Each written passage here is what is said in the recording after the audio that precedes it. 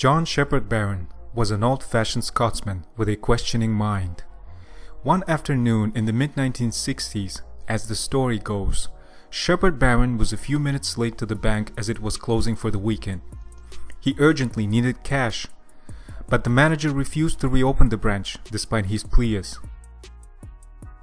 A dyed-in-the-wool engineer, Shepherd-Barron, thought he should have the freedom to withdraw cash anywhere and anytime from his bank account. He was the managing director of a currency instruments firm. He worked first on the printing side of the business, and then on the armored transportation side. His next step was to find a way to dispense money automatically by inventing the automated teller machine, ATM. So he completed the circle. How did he do it? I hit upon the idea of a chocolate bar dispenser, but replacing chocolate with cash, said Shepherd-Barron. If necessity is the mother of invention, then who's the father? The idea of an ATM may seem to have arrived out of thin air, but perhaps not.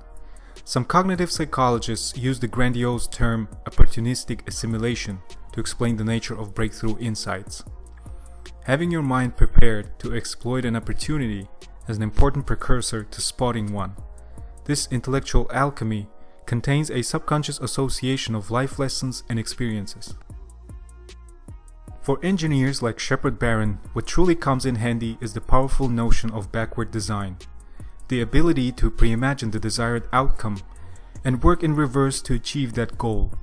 An epiphany then actually results from conscious methodical planning that supports a confluence of ideas, experiences, and opportunities.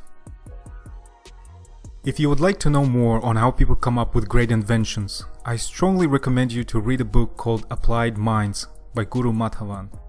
You can find that book by clicking the link in the description. Please don't forget to like this video and subscribe. Thank you for watching.